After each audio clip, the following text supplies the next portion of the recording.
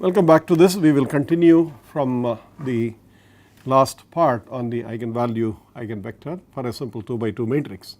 Now we will have some examples to actually work them out in detail and also probably slightly more involved examples in this session. Okay. So first let us find out the eigenvalue for this famous matrix known as the Pauli spin matrix X component, and so the eigenvalue equation is this matrix multiplied by a column xy is equal to lambda times xy. Okay. Therefore, if you recall that it was a11 minus lambda, so you can immediately write the determinant that goes to 0 as minus lambda 1 minus lambda is equal to 0. Please recall that. You see a11 minus lambda, a12, a21, a22 minus lambda. A11 and A2 are zeros, therefore you have simply minus lambda and these are 1s. So you have that, which gives you, it is very simple, is lambda square minus 1 is 0, therefore lambda is equal to plus or minus 1. Two solutions. Let us look at the eigenvectors. So if it is 0, 1, 1, 0, xy is equal to lambda is 1 and therefore this is xy. Now if you write this as an equation, you see that it is y is equal to x, and here x is equal to y, which is the same equation. But we want x square plus y square to be 1. Therefore, if y is equal to x, then what we have is y square plus y square. So I am using the fact that x is equal to y square plus y square is equal to 1, or y is equal to 1 by root 2. Okay. We will take the positive root for this. Therefore, x is equal to 1 by root 2, y is equal to 1 by root 2. Okay. So the eigenvalue lambda is equal to 1 for this matrix 0, 1, 1, 0.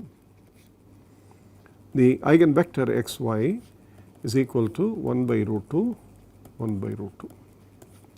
Now for the eigenvalue lambda is equal to minus 1, you have to solve this equation 0, 1, 1, 0.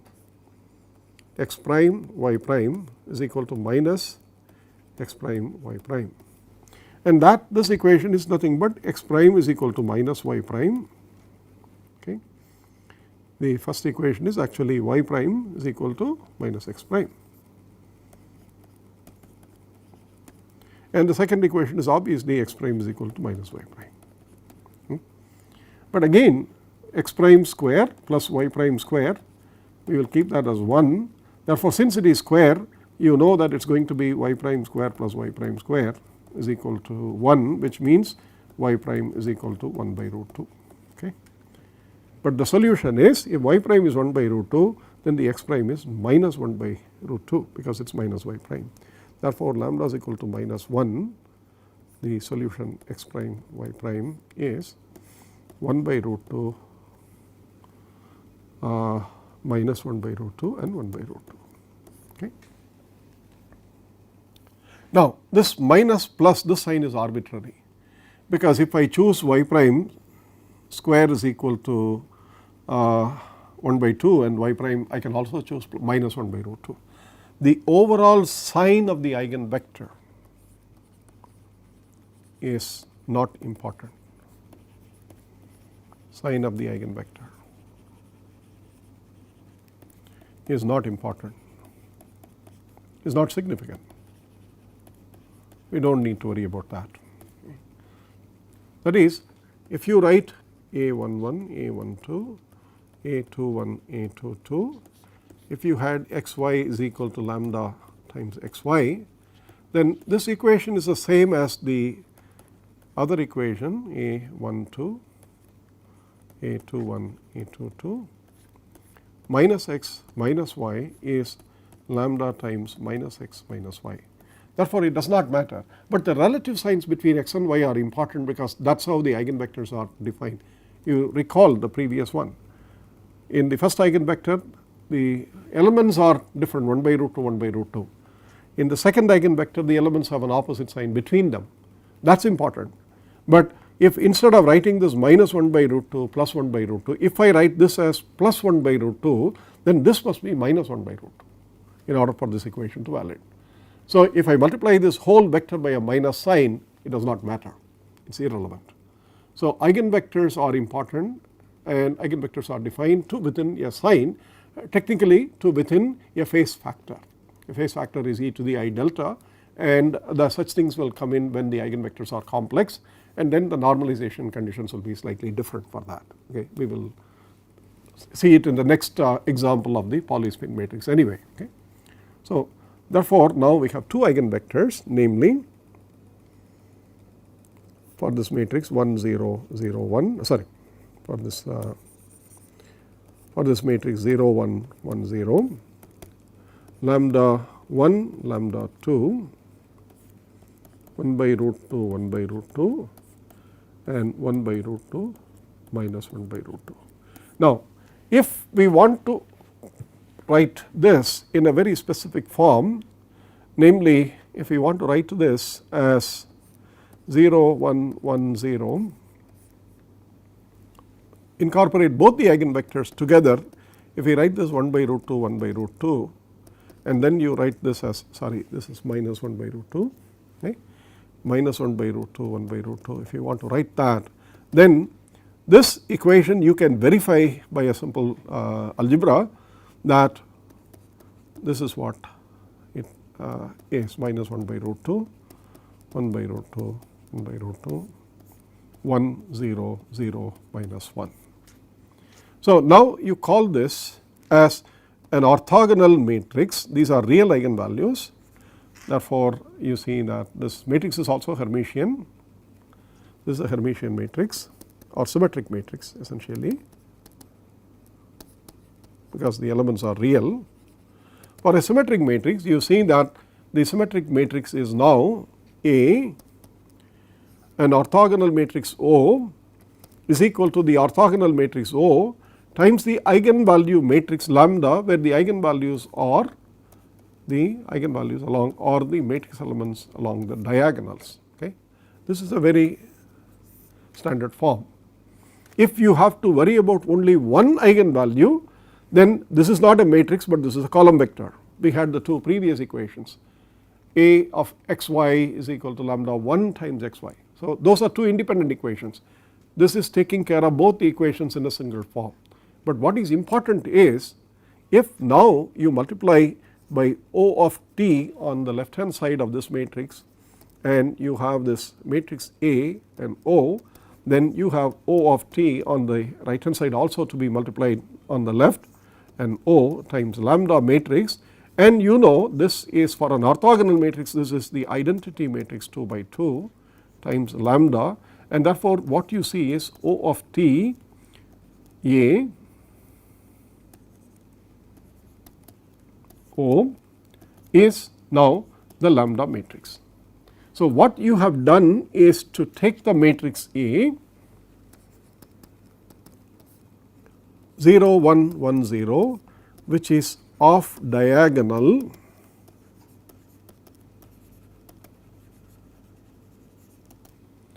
and you have, through the process of this O of t is going to be 1 by root 2 minus 1 by root 2 1 by root 2 1 by root 2. Now you put this matrix in between the two orthogonal matrices 1 by root 2 1 by root 2 minus 1 by root 2 1 by root 2. You see that what you have done is you have got the eigenvalue 0 1 0 0 minus 1. Okay. Therefore you have diagonalized this matrix.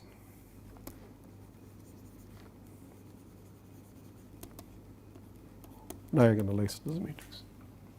So you have performed a transformation on the matrix that you were given.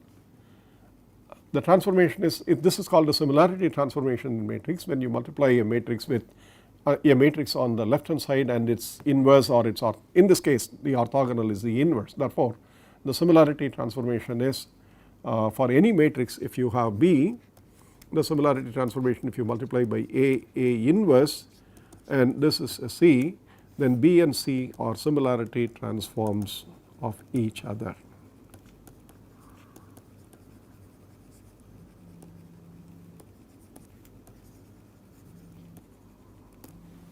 In the case of orthogonal matrix, what you have is, you have used the orthogonal, the inverse as the O of t. This way, this is A is O of t and A inverse, the inverse of O of t is O, therefore you have done that. So diagonalization is also an immediate consequence if you find all the eigenvectors.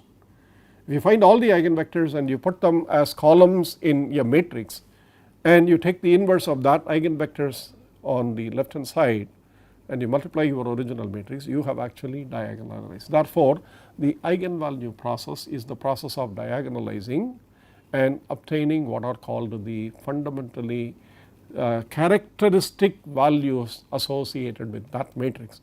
The word eigen means characteristic, and we have found the characteristic values associated with the matrix 0, 1, 1, 0. Now the eigenvalue matrix is 1, 0, 0, minus 1. Two things are immediately obvious. Determinant of sigma x, this is sigma x if you recall. Determinant of sigma x is minus 1. Determinant of lambda is minus 1. The determinants of the original matrix and the determinants of the eigenvalue matrix, you see, are the same, and the determinant of the eigenvalue matrix is the product of eigenvalues.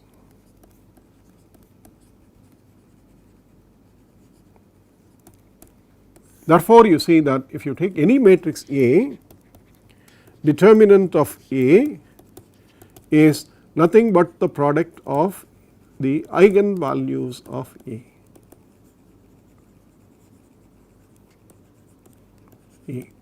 Then there is a quantity called the trace. The trace for any matrix, if you have Aij as its all its elements are denoted this way, then the trace of the matrix is the sum of all its diagonal elements sum over I, Ai, it is called a trace of the matrix A. So in this case 0, 1, 1, 0, the diagonal elements are 0, therefore the trace of this matrix is 0.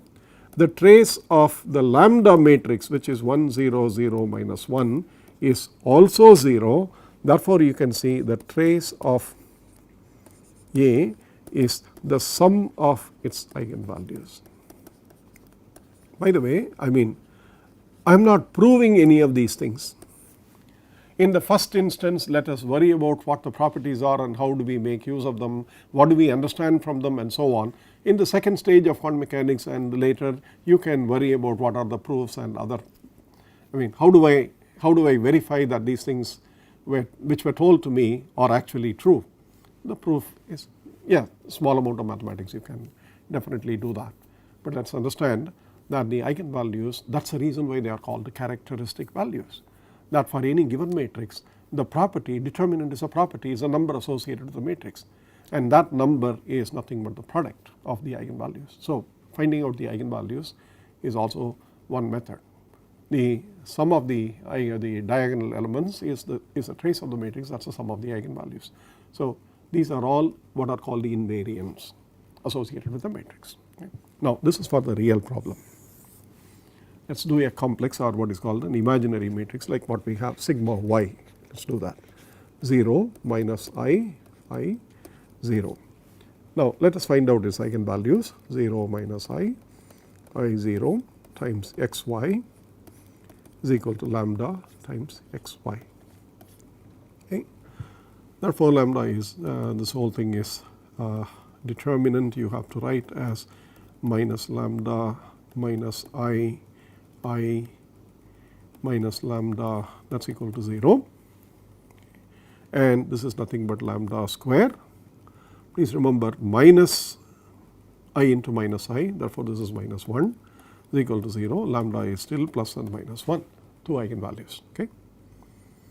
Now therefore let us find out the first eigenvalue 0 minus I 0 x y is equal to x y, lambda is equal to plus 1.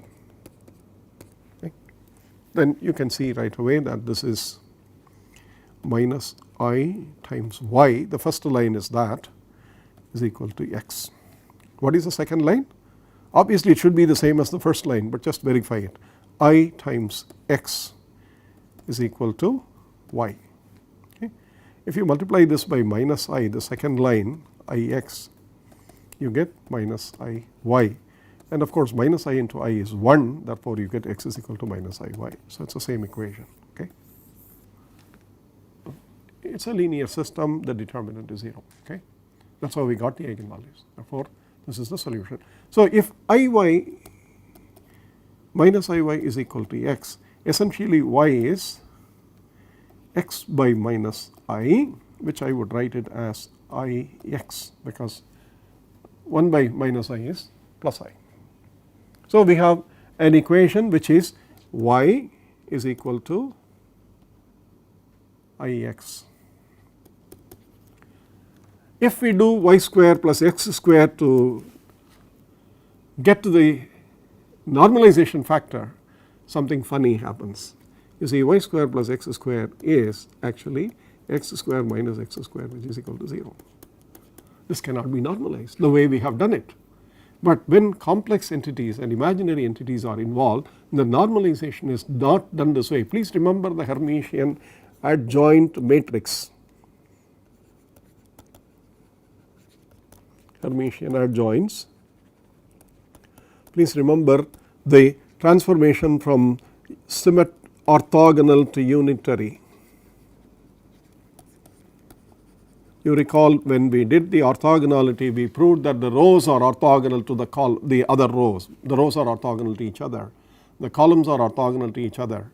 But in a unitary matrix, we were very careful in defining that one row and the complex conjugate of another row are the orthogonal things. I mean, you take the product of those, that is what will become 0. Therefore, here if you write y is equal to Ix,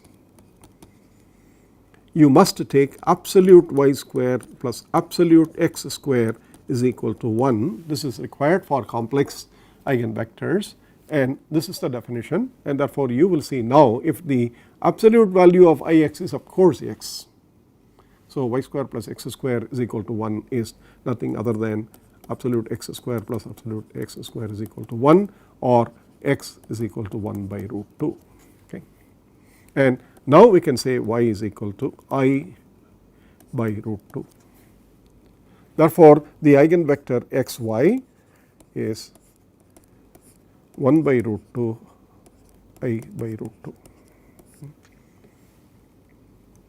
The second eigenvector is obtained by solving with the eigenvalue lambda is equal to minus 1. So you have 0 minus I 0, x prime y prime, and that is equal to minus x prime y prime. So you have minus I y prime is equal to minus x prime, or I y prime is equal to x prime. The second equation is the same as that. Therefore, y prime is equal to x prime by I, or which is minus I x prime. Again, absolute y prime square plus absolute x prime square is equal to 1 implies that the I disappears, because minus I into plus I, when you take the absolute square, essentially it is the number into its complex conjugate. Therefore, minus Ix into its complex conjugate, which is plus Ix, therefore that becomes 1 x square. So this is equal to 1 implies again x is equal to 1 by root 2, and therefore your eigenvalues x prime, eigenvectors x prime and y prime are now, since we wrote y prime is equal to minus Ix prime, and if we write x prime as 1 by root 2, this will be minus I by root 2.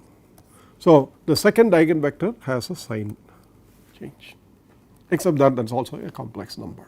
Okay, it's an imaginary number. Therefore, what you have is 0 minus I 0 times the first eigenvector is 1 by root 2 I by root 2. The second eigenvector is 1 by root 2 minus I by root 2. So if we put both the eigenvectors together in the same way that we did for the previous problem, then the matrix is that this eigenvector matrix comes first, I by root 2 minus I by root 2, and then you have the eigenvalue matrix 1 0 0 minus 1. Okay. Now another important thing, this is a unitary matrix. This is not an orthogonal matrix. Okay. It's very easy to check that, because the square of the columns or rows, absolute square of the columns or rows will give you a total of 1. And if you take column 1, 1 by root 2 and I by root 2, and if you multiply this with the, in the sense element by element, if you multiply this with the complex conjugate of the column 2, please remember 1 by root 2 does not change, this becomes plus I by root 2, multiply element by element, then what you get is 1 by root 2 into 1 by root 2 plus I by root 2 into I by root 2, and that is minus 1, therefore you see this is 0. So this is a unitary matrix, the columns and rows are orthogonal to each other in the sense of the complex quantities involved. Therefore, this being a unitary matrix, what is its inverse? U inverse. U inverse is U dagger, which is the Hermitian adjoint.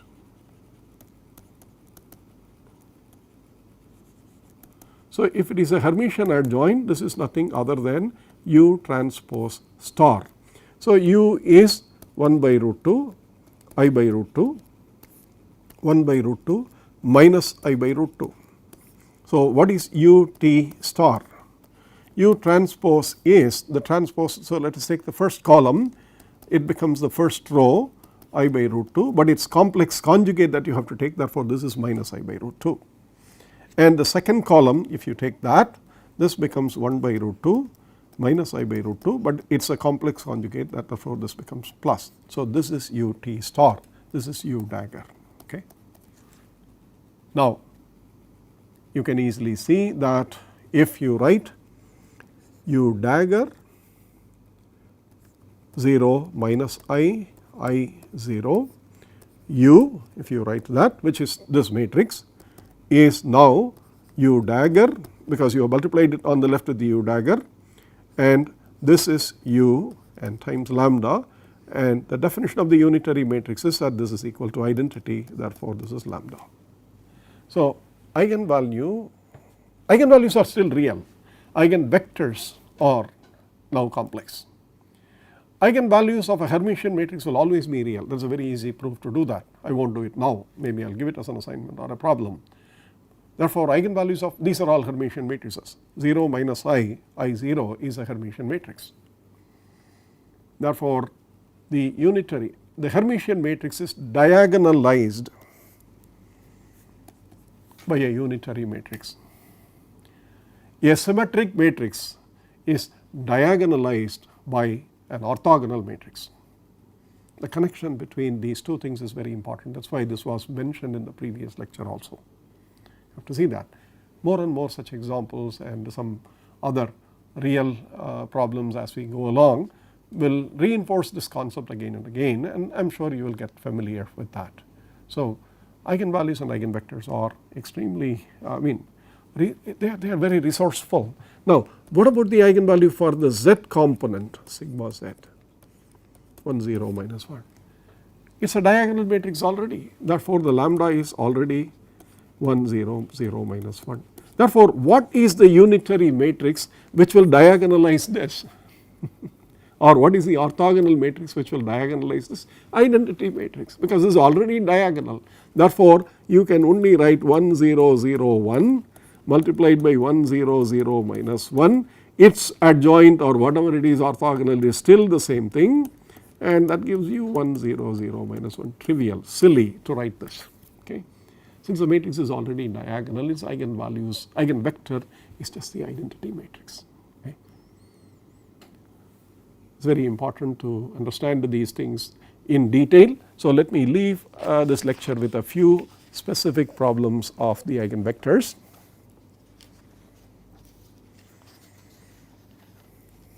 Okay.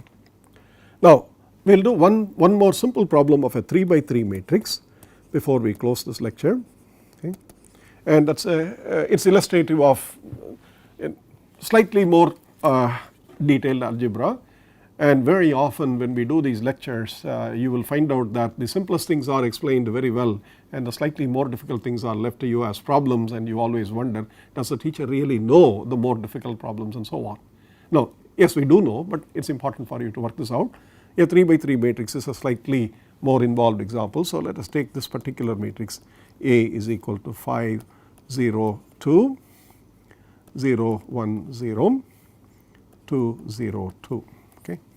And let us find out this, of course I have picked it up from one of the most famous mathematical physics textbooks, Orthogonal, the book on mathematical methods for physicists.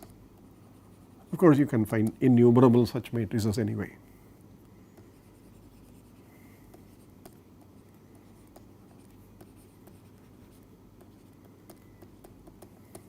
Physicists. Okay. Now let us work this out. So we have to write 5 0 2 0 1 0 2 0 2 x y z. Now the eigenvector has 3 entries because it is a 3 by 3 matrix. Therefore there are three components, and if you want to write this as lambda x y z, okay, and find out lambda. Now look at this matrix, this is symmetric anyway. Therefore I already told you that it is easy to prove that symmetric and Hermitian matrices have real eigenvalues. So our lambda cannot be anything other than real. Let us find out what they are. It is 5 minus lambda 0 2 0 1 minus lambda 0 2 0 2 minus lambda. This determinant should be 0. Okay. So let me not do this algebra, but I will tell you that after factorization the result turns out to be 1 minus lambda into lambda square minus 7 lambda plus 6 is equal to 0. This is easy for you to verify. Just expand the determinant along a row or a column. You will see a cubic equation, and this cubic equation is factorizable into this. Okay. And quite obviously the solutions are lambda is equal to 1, and lambda square minus 7 lambda plus 6 is basically lambda minus 6 into lambda minus 1 is equal to 0. So now you have lambda is equal to 1, lambda is equal to 1, lambda is equal to 6. I chose this example for the specific reason that we have two eigenvalues which are identical to each other. This is called a degenerate system.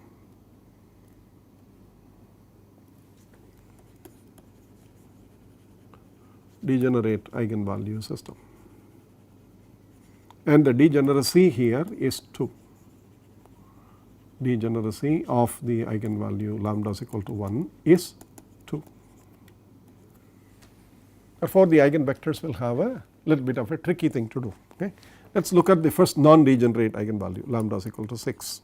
We have the matrix equation as 5 0 2 0 1 0 2 0 2 times x y z is equal to 6 times x y z. Okay. And the equations are, it's very clear, it's 5x minus 6x, therefore it is minus x plus 2z is equal to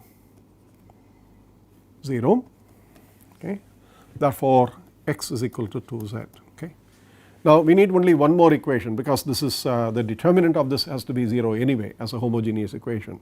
So the next equation you see is 0 times x plus 1 times y plus 0 times z is equal to 6y, or y minus 6y, which is equal to 5y is equal to 0, which gives you y is equal to 0. Okay. And the last equation will tell you 2 minus 2x plus 0y plus 2z minus 6z is equal to 0, which gives you 2x, which gives you 2x minus 4z is equal to 0. That is the same thing as this equation, namely x is equal to 2z. Okay. So the solution is that x is equal to 2z and y is equal to 0. This is the eigenvector system for eigenvalue lambda is equal to 6. Okay. Therefore now we have a challenge, namely x square plus y square plus z square.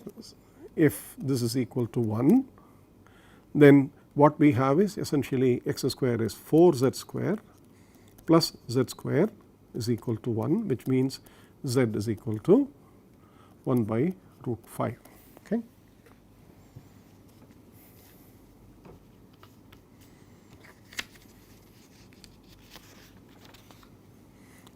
If z is 1 by root 5, then x is 2z, which is 2 by root 5, and then y is already 0.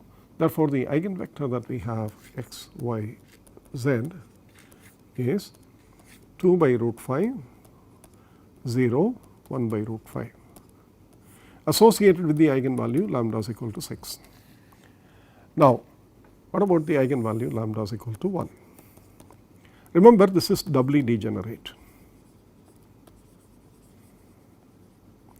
That is, this matrix which I wrote down, namely the matrix 5, 0, 2, 0, 1, 0, 2, 0, 2 has now an eigenvector x prime, y prime, z prime is equal to lambda is equal to 1. Therefore, it is x prime, y prime, z prime. You will see immediately when you expand this to the system of equations, you will see this 5x prime plus 0 y prime, but it is 2z prime is equal to x prime, which gives you 4x prime plus 2z prime is equal to 0. Okay. 5x prime plus 2z prime gives you that is equal to x prime. Yeah, so it is 4x prime plus 2z prime is 0. The next one is again y prime is, this is y prime is equal to y prime. That is all it says. It does not say anything else.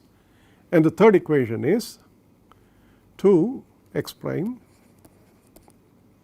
plus 2z prime is equal to z prime, which gives you 2x prime plus z prime is equal to 0, which is the same as these. These two are identical equations, okay, multiplied by 2.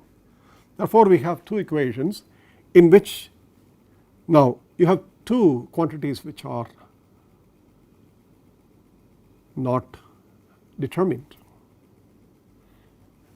Between x and z, we have to determine one of them. Of course, we can do that by having the squares of x prime plus the squares of y prime plus the square of z prime is equal to 1. But we do not know what y prime is. The equation is y prime is equal to y prime. So, what are the possible values? Can you take any value? Can you take, this will always be the case when you have degeneracies. If the degeneracy is 2, there will be at least one variable, we will have two choices. We have to make two choices. One choice is y prime is 0. If y prime is 0, that gives you one eigenvector. The other choice is y prime is equal to y prime does not tell you that y prime is 0. Therefore, y prime can be anything. So, the other choice is that. So, how do we choose this? Let us do the first one, namely choose y prime is equal to 0 and see what happens. Then you have 4x prime plus 2z prime is equal to 0, which means x prime is equal to minus 1 by 2 z prime. So, if you write x prime square plus y prime square plus z prime square is equal to 1, then you get again x prime square is 1 by 4 z prime square plus y prime square is 0 plus z prime square is simply z prime square.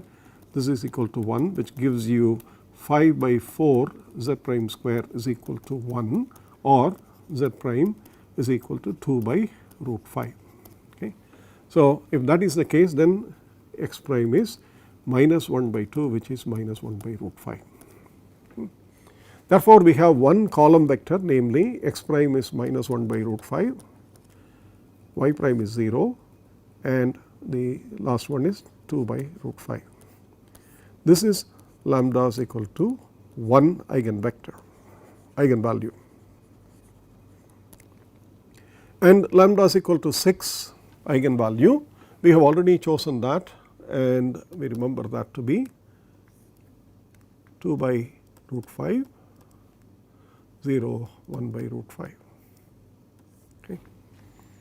So where is the third eigenvector? If we choose y prime to be any number, what number should it be? Now comes the property of the eigenvector matrix for the eigenvalues which are real, and we know that for a real eigenvalue system, the transformation matrix or the matrix of the eigenvectors will be orthogonal. So if it is orthogonal, then what it means is the following. So we have one column vector which is given by 2 by root 5. We have another column vector 0 which is given by 1 by root 5. This is the first eigenvector, and the second vector we have is minus 1 by root 5, 0, 2 by root 5. And the third eigenvector also, if you put lambda is equal to 1, the question is only about choosing y prime, the question is not about choosing x prime and z prime. Therefore you remember x prime and z prime are going to be in that ratio. So no matter what you choose, the x prime is minus 1/2. So if you write this as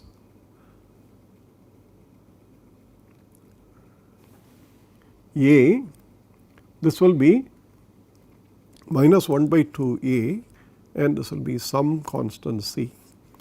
This has to be an orthogonal matrix. Yeah. Now please remember, this column is orthogonal to this column as well as this column.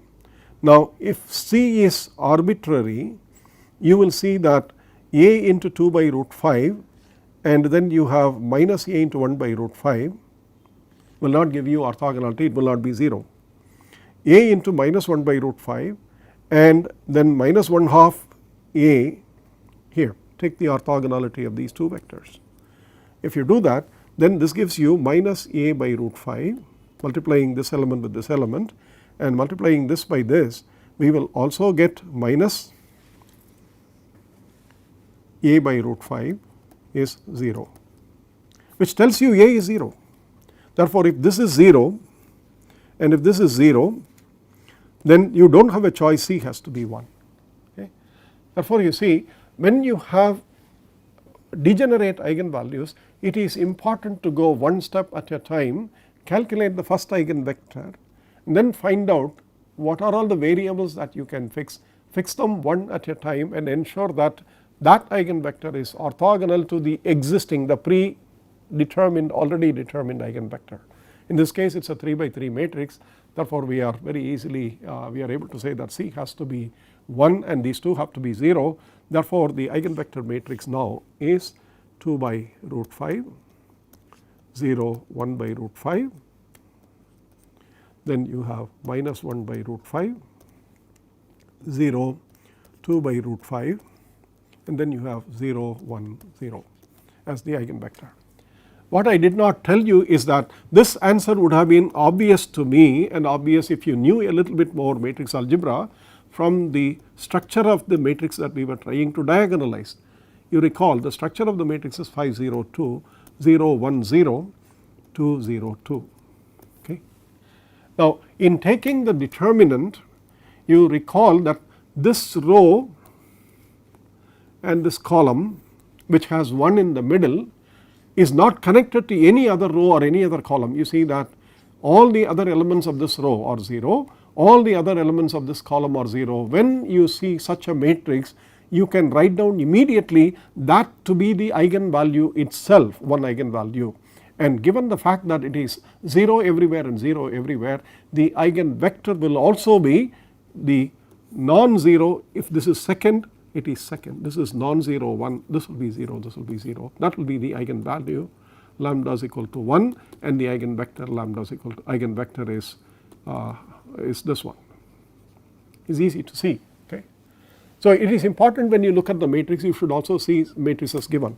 For example, if I give you a matrix 0, 1, 0, 1, 0, 0, 0, 0, 1, if I give you a matrix like this, same answer is applicable. You see, this has two eigenvalues. You remember this element 1 has 0 everywhere on the row and also 0 everywhere in the column.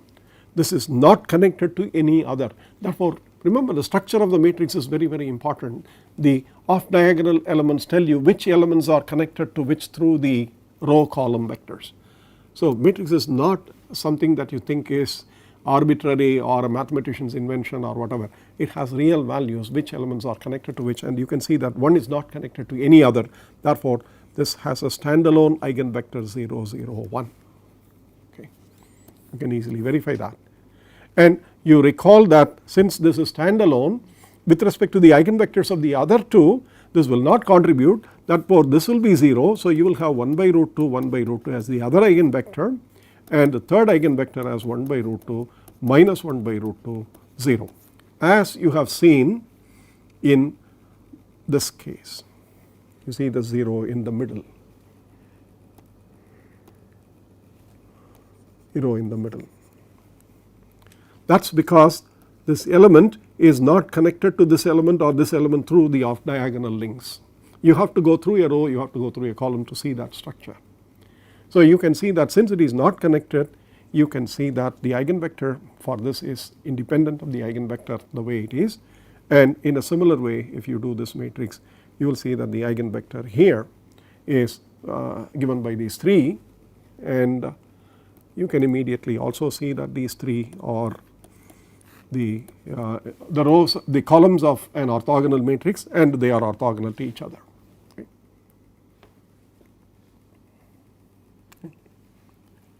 So when degenerate eigenvalues are there, you have to be a little bit more careful, and it is important. We will see degeneracy in quantum mechanics. The hydrogen atom has energy levels for its atomic orbitals which are degenerate, and they are n squared degeneracy as n increases from the principal quantum number value 1 to many, and we have the degeneracies there in other systems. When we have a particle in a 2-dimensional box, we have degeneracies for the energy levels. Therefore matrix representations and matrix algebra associated with some of these Hamiltonians will have this characteristic feature.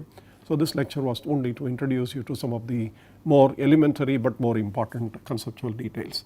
We will continue now, we will stop the matrix description at this point of time, and maybe I will give a supplementary lecture at the end of the course or sometime to add some additional properties and things which have been left out of this description. But the next lecture set, the other sets will continue with respect to matrices. This course will contain only this much. Okay. We will continue with other topics. Until then, thank you very much.